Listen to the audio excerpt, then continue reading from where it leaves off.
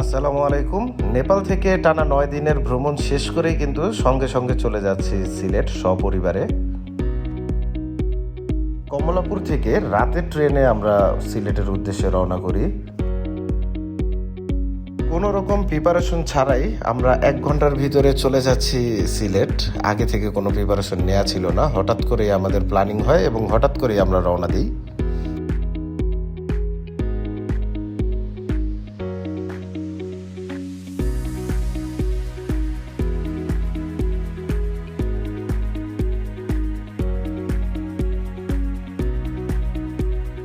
আমাদের ট্রেনটি রাত 12:30টায় কমলাপুর থেকে সিলেটের উদ্দেশ্যে ছেড়ে যায় এবং খুব ভোর ভোরই আমরা সিলেটে পৌঁছে যাই।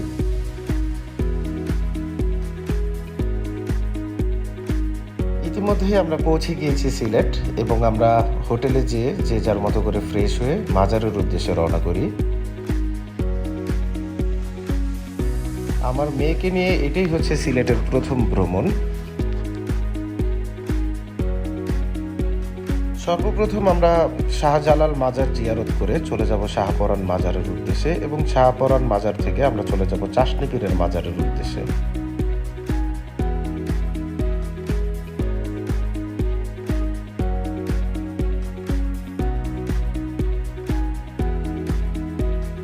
এখানে যতবারই আসি প্রতিবারই মনে হয় যে এই প্রথম আমরা এসেছি সিলেট, এই প্রথম মনে হয় মাজারে এসেছি। তবে যতবারই আসি পুরাতন হয় না এখানে কখনোই।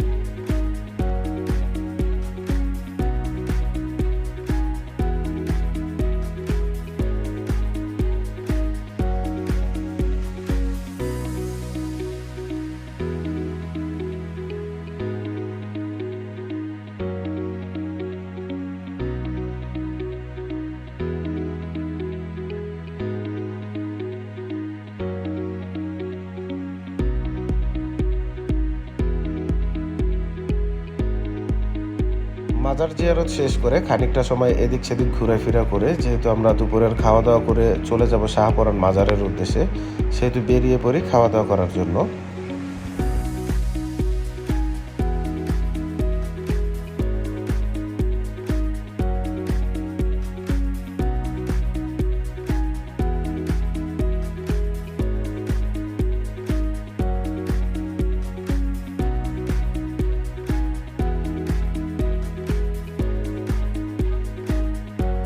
খাওয়া দাওয়া শেষেই আটকে পড়ি বৃষ্টিতে।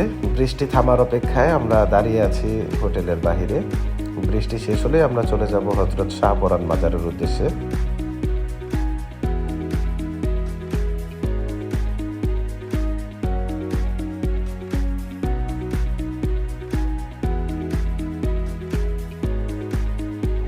বৃষ্টি শেষে আমরা চলে আসি হযরত শাহপরান মাজারে এবং এখানে কিছুটা সময় জিয়ারত করি।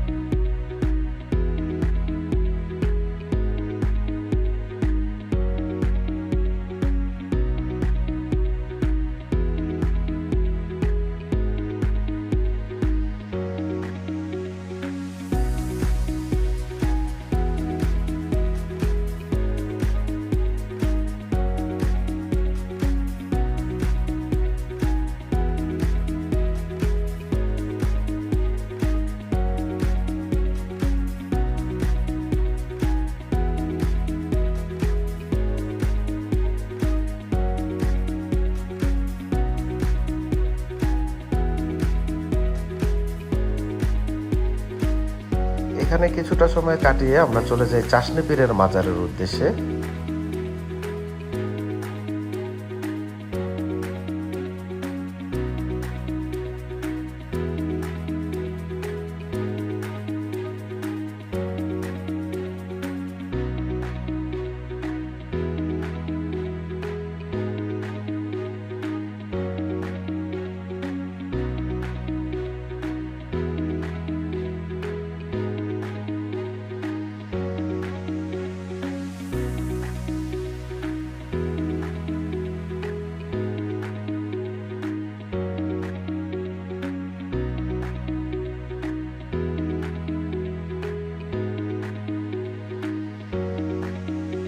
আমার মেয়ে বানর দেখে খুবই খুশি এবং তাদের সাথে কিছুক্ষণ সময় খেলাধুলা করে।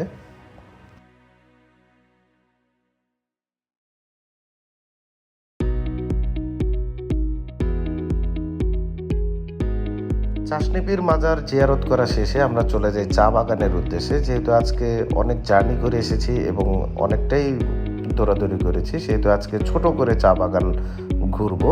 তার পরের দিন অর্থাৎ কালকে আমরা ঘোরাফেরা করব অনেক স্পটে।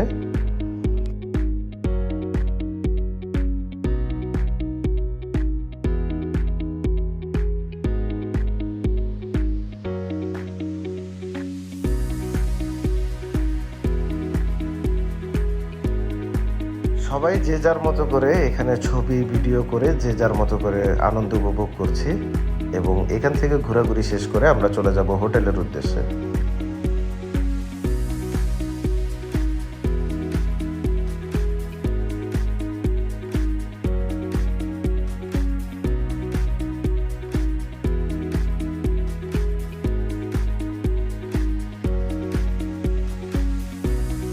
এবং হোটেলে আসার পরে আমার ছোট ভাই রিফাত সবার জন্য বড় একটা সাইজের পিৎজা অর্ডার করে এবং আমরা পারিবারিক সময় কাটাই এবং আগামীকালকের প্ল্যানিং প্রোগ্রাম করি। আর এর মধ্য দিয়েই আজকের ভিডিও আমরা শেষ করি। দেখা হবে অন্য কোনো ভিডিওতে, ডে 2-তে। ততদিন ভালো থাকবেন, সুস্থ থাকবেন। আসসালামু আলাইকুম, আল্লাহ হাফেজ।